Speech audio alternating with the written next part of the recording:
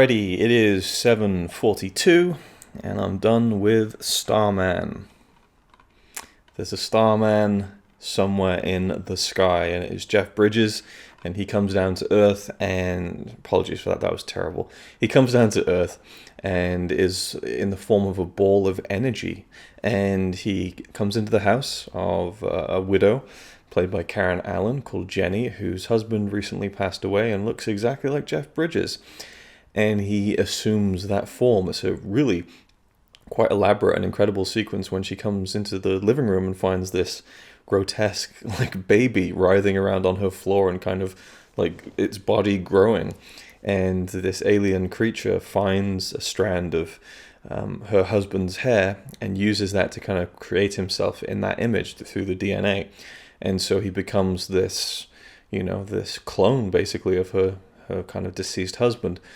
And he has limited English. He's learnt some from a disc that was sent out on the Voyager satellite. In fact, it might have been Voyager 2 or something, where they had a kind of a vinyl disc with recordings of different greetings in different languages.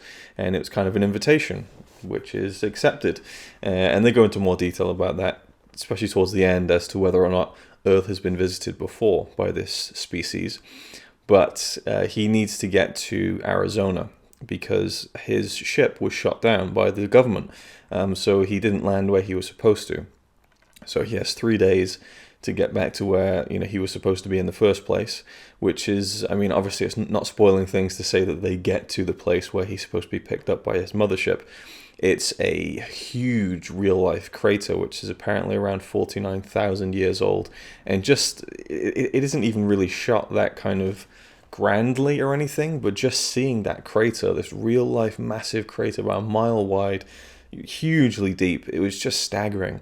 And you look at something like that and you think, Jesus, that was created by a rock that came from space.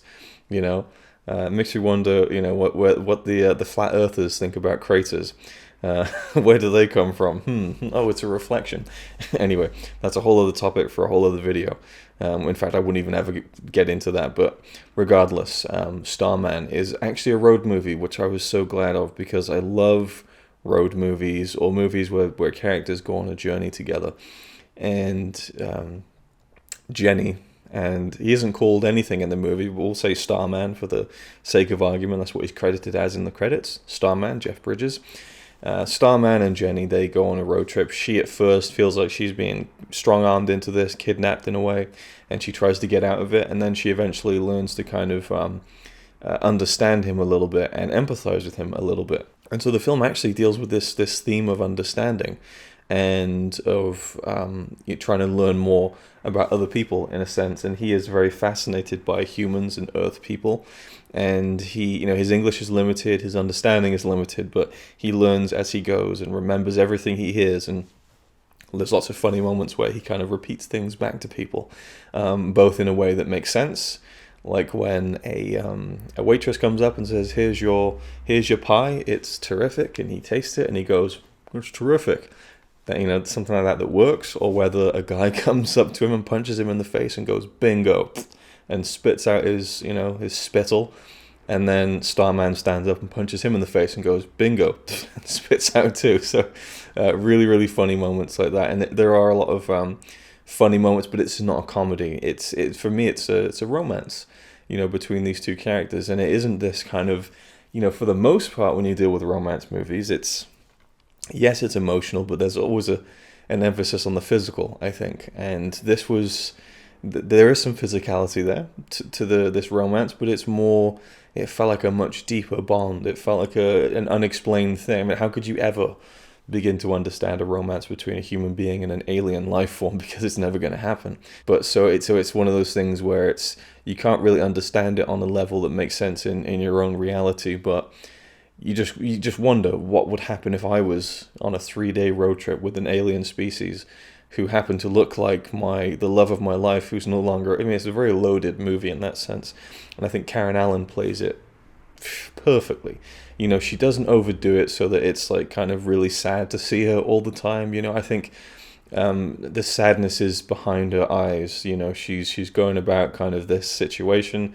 And there is a time when she speaks about her husband and she gets a little bit emotional, but I think that she does a great job of conveying that while at the same time making her character, I don't want to say enjoyable because she's not always miserable, but you get the sense this is a woman who's been through something, but it's not like this. She's not an emotional wreck the whole time.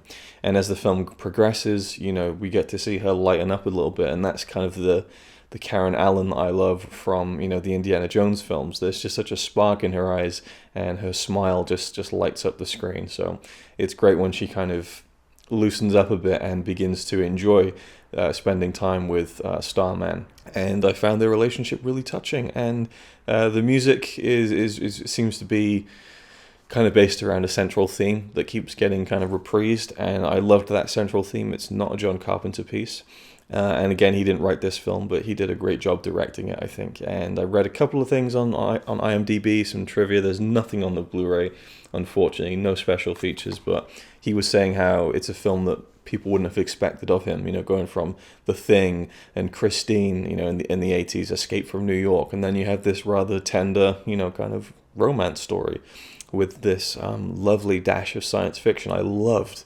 seeing what I first thought was the planet that Starman is from. It's like this huge kind of planet with a ring around it, but the planet, it reflects the stars. It's just an amazing visual that reminded me a little bit of Interstellar, actually. Obviously not as accomplished visually, but there's some nice kind of intergalactic visuals in that sense. But then you find out later on that that's actually their ship, which was really cool and a nice reveal. I've probably spoiled for some people who haven't seen this film, but it's not too much of a big deal, I don't think. But it was making me wonder, like, wait, so if they sent that Voyager satellite out, how did it get so far out into space to reach this like reflective planet? Turns out it was a ship, so it wasn't. So that kind of made sense in the end, funnily enough. But I love road movies where the transportation gets thrown around and the characters get separated. They come back together again. At one point, they get on the train.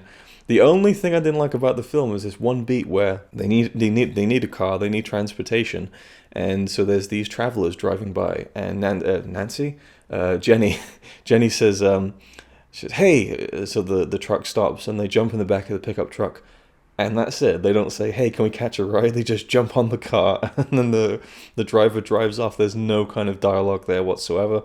Fair enough, whatever. And then when they drop them off at a train station, or a train yard, I should say, and it's pouring down with rain, I want to say Nancy again, Jenny and Starman, they run into a kind of, what would you call it, it's not abandoned, it's on a train, so it's not abandoned, an empty train cab. There we go. So they run onto the train to get out of the rain and to, continue their journey to Arizona. And one of the women who is traveling in this pickup truck, she runs out into the rain with a blanket and she goes, "Here, take this, it's dry," which is a really nice thing. And they just go, "Yep," and they take it. They don't say thanks, they don't say nothing. I'm just like, it just seems so utterly rude. It's just like someone's helping out and doing it. They're running out into the rain, getting soaking wet. They're going to be traveling on the back of that pickup truck in the cold night, and they ran out to give you a blanket so that you'd be warm and be able to dry yourself off in the train cab for the rest of your journey, and you couldn't even say a single word to them. See, that's the thing. If I was making that movie, I'd say, make sure you say thank you to the person, because it just, I don't know, that was just a really random minor nitpick. Like a lot of these movies, like the kind of Spielberg, Amblin, E.T., Close Encounters films, we cut back and forth to the government, and we have a man who is, they don't really make his role entirely clear. He works with the investigation of the extraterrestrial, but the government seems to be kind of hiring him on a kind of, case-by-case basis. And he comes in and he's much more empathetic to this alien life form, this potential alien life form, than the government. And in that sense, the government are very just, shoot to kill. Like, it's just no empathy whatsoever. There's this alien, kill it. When they get to the crater at the end of the movie, and you have Starman and Jenny. We have Jenny and Starman in the crater. The helicopters there, they're just trying to gun them both down. Like, I mean, maybe it was warning shots, but I mean, they're shooting down like missiles and stuff to this innocent woman. It just seemed a bit over the top for me in that sense, but that's something I can easily let go of. I love the road movie aspect. I loved seeing like kind of just the great American landscapes, and lots of fun scenes, you know, and a really touching central relationship. And I think Jeff Bridges gives an incredible performance here. And he was actually nominated for an Oscar. And I believe it's the only time someone has been nominated for an Oscar for playing an alien. And he didn't win. But yeah, I just thought that I assumed wrongly that he would turn up, be an alien, and be all very, you know, I am speaking in English, and then like halfway through the film, he's just Jeff Bridges, you know, and they just could throw that out the window, and he can kind of pick up and speak in any kind of accent and, you know, vocabulary he wants. But no, it's true to the very end. He stays very kind of stilted, but meaningful, and I think it's a really affecting performance. His mannerisms are very, you know, and the way he speaks, even the way his mouth moves. Very dedicated and interesting performance that to me felt like an otherworldly alien. So I think this is a fantastic film. I absolutely loved it. It's another full marks film for me. One I'll revisit again and again and again for the rest of my life. So really, I can just tap out now. Really, I found a couple of really great favorites in movies like Elvis, Starman, Christine, and even Someone's Watching Me. Not so much on that one, but those three for sure.